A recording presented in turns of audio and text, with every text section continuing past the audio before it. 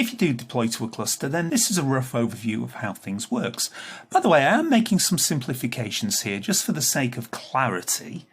Now, what will happen when we deploy to a cluster is the code that you've just seen will be uploaded to what's called the driver node, sometimes called the master node.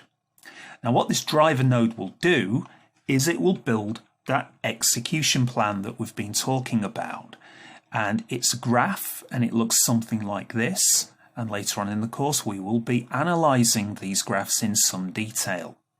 But the point of this graph is it's Spark's way of trying to efficiently divide up the work so it can be processed in parallel.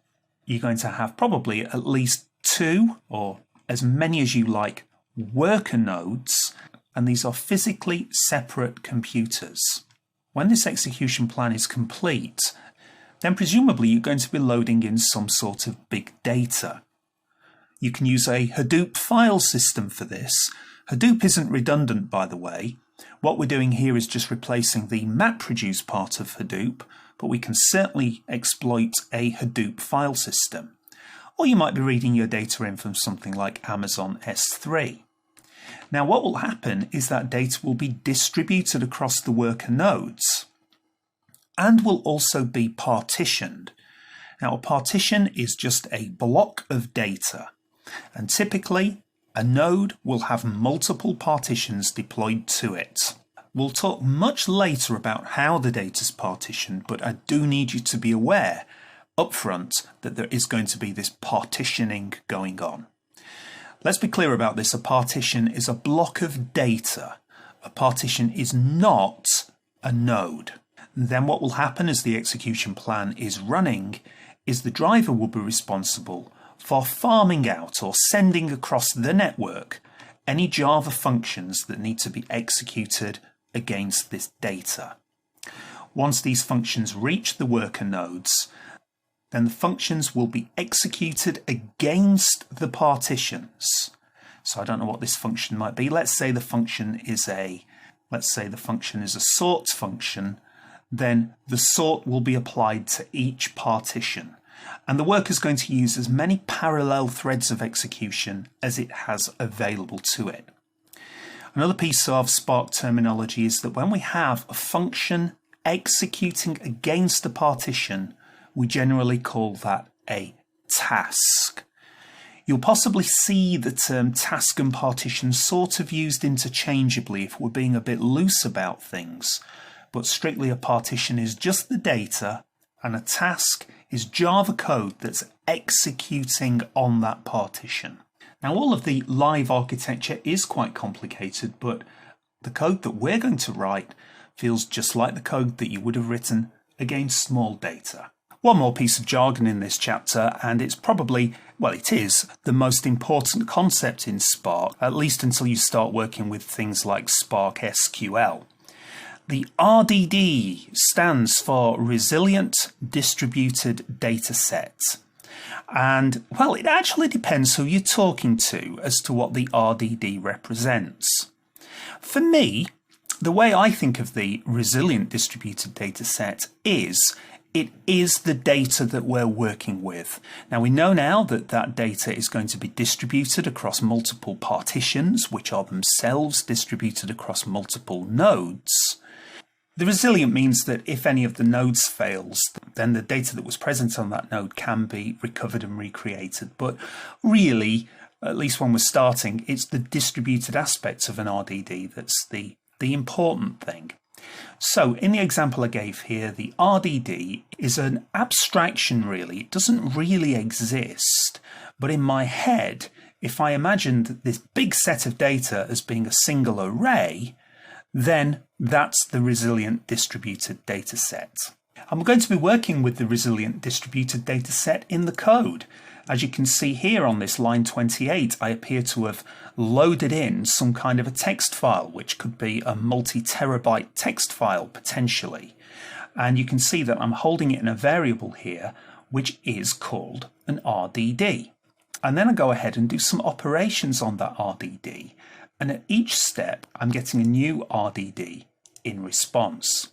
Now, the reason I said it depends who you're talking to as to what an RDD is because although it looks like on this line here, I'm loading in the data into an RDD, and then on the next line, I'm doing some kind of an operation on that RDD to transform it, by the look of it, into a new RDD, and then I'm repeating the process all the way down here. You might be imagining, if you just looked at this code, that what we're doing all the way through is endlessly creating new RDDs. That sounds like it would be very wasteful because it looks like we're getting lots of copies of the data. But this is where Spark is clever, and it does cause confusion, this. In fact, when your program's running, all of these RDDs don't exist. After running this line of code, where I've asked Spark to load in a big data file, it's not going to load in a big data file. All it's going to do is add to its execution plan. And so what's really happening in your Spark code is that you're building an execution plan, step by step. And when we get to the end, presumably you'll want something to happen at the end. Only then will Spark execute. And so really, it's quite confusing. It confused me for a long time. All of these objects that in the code we call RDD are actually just building blocks on the execution plan. And it's only really here at the end that physically, in real life, that RDD is going to be constructed. Why am I telling you this now? And you certainly don't need to understand this code just yet. Well, I'm telling you now because for the most part of this course, we're going to be writing code like this, and I'm going to be saying things like, hey, we're going to create a new RDD here, and then we're going to do an operation, and then we're going to transform that RDD, and we get a new RDD called this, and then we do something else, and we get a new RDD. And that's the language I'm going to use, and that's my mental model when I'm programming.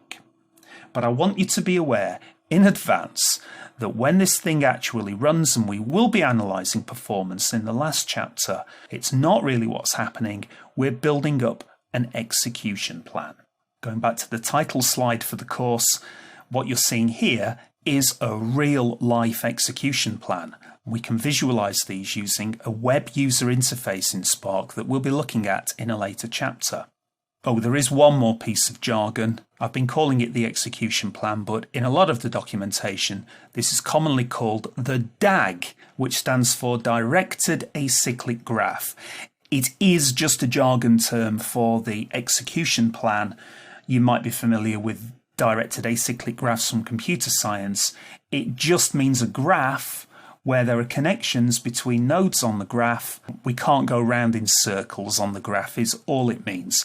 It is a jargon term. You don't need to know about this in detail until towards the end of the course, I guess, but maybe it would be worth keeping in mind that all the time when your code is running, you're not really building data sets until the end.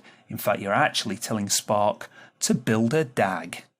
So for the first few chapters on the course, we're going to take things slowly. We'll do some basic Spark operations. We're going to do maps and reducers. We'll be looking at how to deal with pairs. We'll be doing tuples and filtering and flat maps.